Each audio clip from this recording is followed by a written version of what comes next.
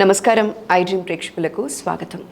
సాధారణంగా జాతక దోషాలు అని చెప్తూ ఉంటారు, నవగ్రహ దోషాలని చెప్తూ ఉంటారు, వాస్తు దోషాలని, ఇలాంటివి మనం ఎక్కువగా వింటూ ఉంటాం.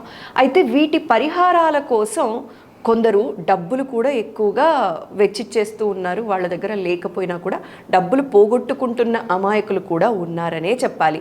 అయితే ఇలాంటి వాటికి అంటే జాతక దోషాలు కానీ ఇలాంటివి ఏవైనా ఉన్నప్పుడు మనం సొంతంగా డబ్బులు పోగొట్టుకోకుండా ఇంట్లోనే సులభంగా ఎలాంటి పరిహారాలు చేసుకోవచ్చో ఇవాళ మనం తెలుసుకుందాం.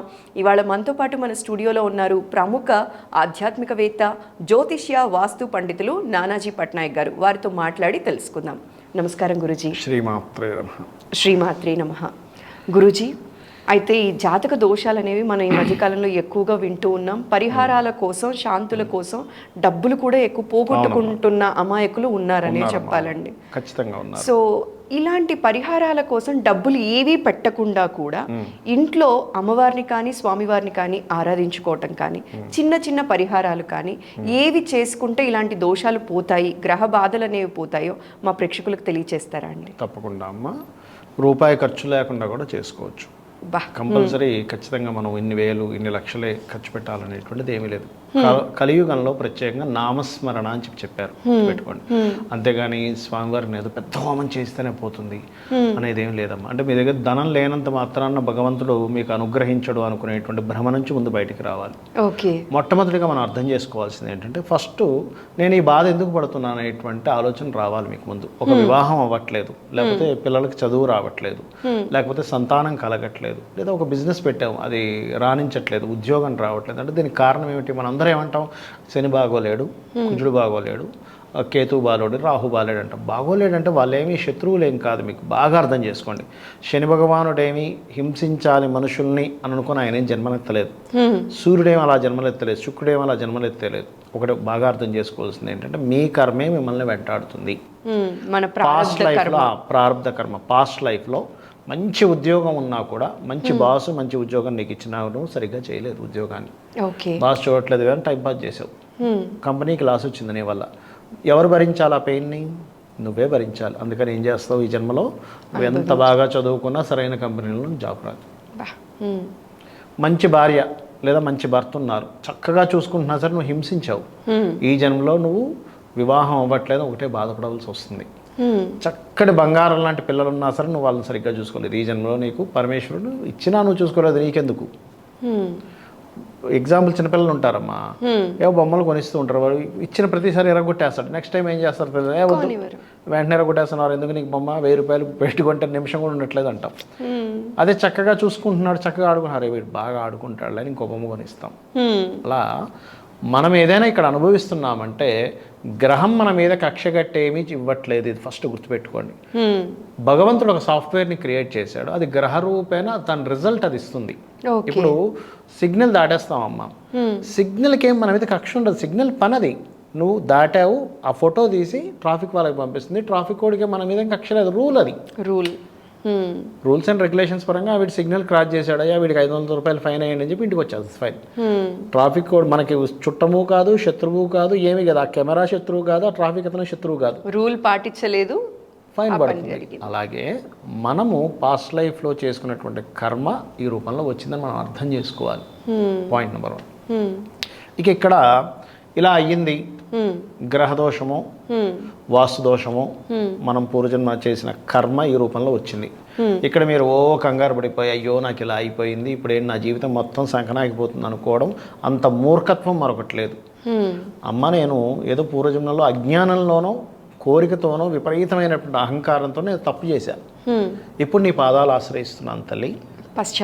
పశ్చాత్తాపడి గనక మీరు అమ్మవారిని కనుక ఆరాధించినట్లయితే, దేవీ భాగవతంలో ఒక మాట ఉంది, గుర్తుపెట్టుకోండి. ఎవరైతే నా భక్తుడు అయి నన్ను శరణు వేడుతాడో ఆ వ్యక్తి యొక్క జాతకాన్ని మరలా తిరిగి రాయమని బ్రహ్మని పిలిచి చెప్తుందట అమ్మవారు. ఈ వ్యక్తి యొక్క తలరాతను తిరిగి రాయి. వాడు నా భక్తుడయ్యాడు, చింతిస్తున్నాడు, తప్పు తెలుసుకున్నాడు, కాబట్టి మార్చు. ఇప్పుడు పిల్లవాడు తప్పు చేస్తాడమ్మా, ఏడుస్తాడమ్మా, నేను ఇంకోసారి చెయ్యను, సరే రాని మళ్ళీ అమ్మ ఏం చేస్తుంది, అమ్మ కానీ తల్లి కానీ తండ్రి ఏం చేస్తాం, సరే ఓకే ఫైన్ అంటే నువ్వు ఇలాగే ఉన్నా అనం కదా, అంతే కదా. అలాగే అమ్మవారు రాత మారుస్తున్నారు. ఈ కలియుగంలో లలితా సహస్రనామాలు ఉన్నాయి, విష్ణు సహస్రనామాలు ఉన్నాయి. చిన్న నామస్మరణ ఓం నమ శివాయ లేదా ఓం నమో నారాయణ ఇలాంటి చిన్న మంత్రంతో మన తలరాతను మనం మార్చుకోవచ్చు. ఇవన్నీ కాదండి, సూర్య భగవాను చూస్తూ కూడా మన తలరాతను మనం మార్చుకోవచ్చు. సూర్య భగవాను చూస్తే, ఎందుకంటే సూర్య భగవానుల్లో మనకి శాస్త్రాలు ఏం చెప్తున్నాయంటే మనకి పూర్వజన్మ కర్మ తొలగాలంటే 3 పద్ధతులు చెప్పింది. ఒకటి సూర్య ఆరాధన, అంటే సూర్యుడిని చూసి నమస్కరించుకోవడం. రెండవది లలితా సహస్రనామాల యొక్క పఠనం కానీ శ్రవణం కానీ. మూడవది మీ ఒళ్ళు వంచి మీకు ఏదైనా ఆలయంలోనో క్షేత్రంలోనో ఏదైనా ఒక సేవ చేయడం. అక్కడ చేస్తే పూర్వజన్మ కర్మ తొలగిపోతుంది. కర్మ తొలగిపోతే కానీ మీరు ఇప్పుడు చేసే ప్రయత్నం ముందుకు సాగదు. దీనికి లలితా సహస్రనామాల్లో రకరకాల నామాలు ఉన్నాయి. ఇప్పుడు ఉద్యోగం రావట్లేదు, ఓం శ్రీమాత శ్రీ మహారాజ్ని శ్రీమత్ సింహాసనేశ్వరి చేసుకోవచ్చు. ఆ 3 మాత్రమే, శ్రీమాత శ్రీ మహారాజ్ని శ్రీమత్ సింహాసనేశ్వరి, లేదా ఓం మాణిక్య ముకుటాకార జానుద్వయ విరాజిత అనేటువంటి నామస్మరణ చేసుకోవచ్చు. మాణిక్య ముకుటాకార అని కూడా అంటూ ఉంటారు. మాణిక్య ముకుటాకార జానుద్వయ విరాజిత. లేదా మనకి వ్యాపారంలో లాభాలు రావాలి అనుకుంటున్నాం, ఎన్నో ప్రయత్నాలు చేసేస్తున్నాం, ఎన్ని ప్రయత్నాలు చేస్తున్నా లాభాలు రావట్లేదు. ఎంత మంచి నాణ్యతమైనటువంటిది తీసుకొచ్చినా రావట్లేదు. అంటే దాని అర్థం ఏమిటి? ఇతనికి వ్యాపారం యోగం ఉండేటువంటి ఏదైతే బుధగ్రహం ఇవ్వాలో, లాభస్థానం ఏదైతే ఇవ్వాలో అది లాభస్థానం బలంగా లేదు. అలాంటప్పుడు లలితా సహస్రనామాలు చెప్పినటువంటి నామం ఏమిటి అంటే ఓం ఇంద్రగోప పరిక్షిప్త స్మరతూనా భజంగిక అనేటువంటి నామం. ఇంద్ర శబ్దం అక్కడ ఎక్కడొచ్చింది, ఎప్పుడైతే ఇంద్ర శబ్దం పడిందో అన్నీ వాళ్ళకి సిద్ధిస్తాయి ఆటోమేటిక్గా. ఇంద్రగోప పరిక్షిప్త అంటే ఇంద్రుడు గోప్యంగా, అంటే ఇంద్రుడు రక్షింపబడేటువంటి, అంటే ఆర్ద్ర పురుగులు అంటారు. ఆర్ద్ర పురుగుల్ని ఇంద్రుడు రక్షిస్తూ ఉంటాడట. అందుకని ఇంద్రగోప పరిక్షిప్త స్మరతూనా భజంగిక అనేటువంటి నామం. అంటే ఏమిటి? అమ్మవారి యొక్క కాళ్ళకి సంబంధించిన నామం. జ్యోతిష్ శాస్త్రరీత్యా ఈ కాళ్ళు అనేటువంటిది 11th హౌస్ చెప్తారు. 11th హౌస్ అంటే లాభాలు. ఇంద్రుడు శబ్దం వచ్చింది, లాభ శబ్దం వచ్చింది, లాభ సంబంధించిన కారకత్వం అక్కడ వచ్చింది. అందుకని ఏంటి, అది చేసుకుంటే లాభాలు వస్తాయి ఆటోమేటిక్గా. అదేవిధంగా ఫైనాన్షియల్గా ఇబ్బంది ఉంది, దానికి 3 చాలా ఉన్నాయి, 3 చెప్తాను చూడండి. ఒకటి ఓం సంపత్కరీ సమారూఢ సింధుర వ్రజ సేవితాయై నమః ఒకటి. లేదు రెండవది ఓం ధర్మాధ్యక్ష ధనాధ్యక్ష ధనధాన్య వివర్ధినియై నమః. ఓం నవవిద్రమ బింబశ్రీ న్యక్కారి రథచ్చద. ఈ 3ట్లో ఏ నామం చేసుకున్నా మీకు ఫైనాన్షియల్ గ్రోత్ పెరుగుతుంది. మీరు అనొచ్చు ఏమంటే నేను ఏ పని పాటు చేయకుండా ఇంట్లో కూర్చుంటాను, నామాలు చేసుకుంటూ కూర్చుంటానంటే ఎక్కడా రాదు. గుర్తుపెట్టుకోండి. ఎందుకంటే ఒకటే గుర్తుపెట్టుకోండి, మీ ప్రయత్నం మీరు చేస్తూ అయినా రావట్లేదు అన్నప్పుడు భగవత్ అనుగ్రహం ఇది. నా ప్రయత్నం నేను ఏమీ చేయను, ప్రయత్నం కూడా భగవంతుడే. ఇక్కడ మనం అర్థం చేసుకోవాల్సింది ఏంటంటే ప్రయత్నం చేయడానికి మనకు ఉండే శక్తి కూడా భగవంతుడే. ఇప్పుడు ఇక్కడ షూటింగ్ ఉందమ్మా, మీరు వచ్చారు, మీరు ఇంట్లోనే కూర్చొని నాకు షూటింగ్ అవ్వాలంటే అవుతుందా? అవ్వదు. మీరు తయారవ్వాలి, చక్కగా బైకో కారో ఏదో దాని మీద ఇక్కడికి రావాలి, ఏ బస్సో కారో మీ ఎంఎంటీఎస్ ఏదో పట్టుకొని, నేను ఏదో పట్టుకొని రావాలి, నేను ప్రయత్నం చేయాలి. నేను ఏ ప్రయత్నం చేయాలి? ఇంట్లో కూర్చుంటాను, నాకు షూటింగ్ అవ్వాలి, ఐ డ్రీమ్ వాళ్ళతో నేను అనుకున్న అవ్వదు, మీరు అక్కడ కూర్చున్నా అవ్వదు. ఒక ప్రయత్నం చేసి ఇక్కడ కూర్చున్నాం కాబట్టి భగవంతుడు అనుగ్రహిస్తాడు ఇక్కడ.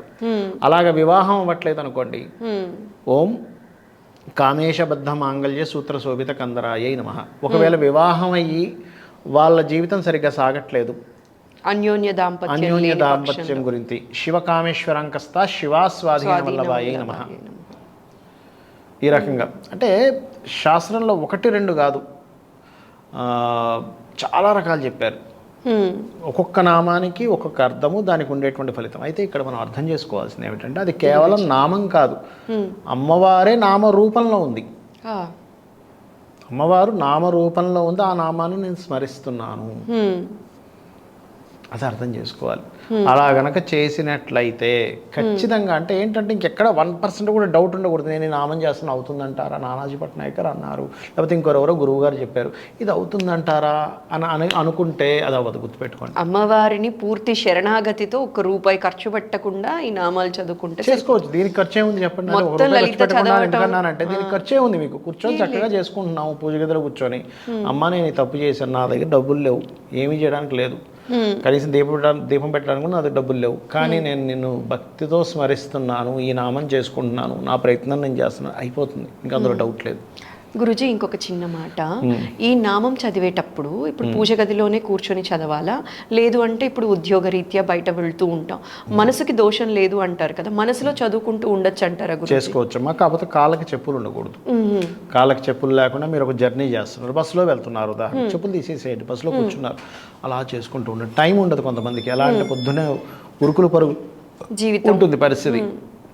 అలాంటప్పుడు టైం లేదనుకున్నప్పుడు జర్నీలో చేయొచ్చు. ఒక క్యాబ్ వచ్చింది, సాఫ్ట్వేర్ వాళ్ళని పట్టుకెళ్తూ ఉంటుంది, చక్కగా చెప్పులు కాళ్ళు తీసేసి కూర్చొని చక్కగా చేసుకోవచ్చు. మీకు మీరు లోపల మనసులో అక్కడ స్థానాన్ని బట్టి మనకేం దోషం మనసు, మీ మనసు కనెక్ట్ అవ్వాలి అక్కడ. స్థానం అని కాదు, మీకు కుదిరితే ఇంట్లో పూజ గదిలోనే చేయండి, కుదరనప్పుడు చెప్తున్నా నేను, చేస్తే ఖచ్చితంగా ఫలితం ఉండి తీరుతుంది. అందులో ఎటువంటి కించిత్ సందేహం కూడా అక్కర్లేదమ్మా. అమ్మవారు అనుగ్రహించి తీరుతుంది.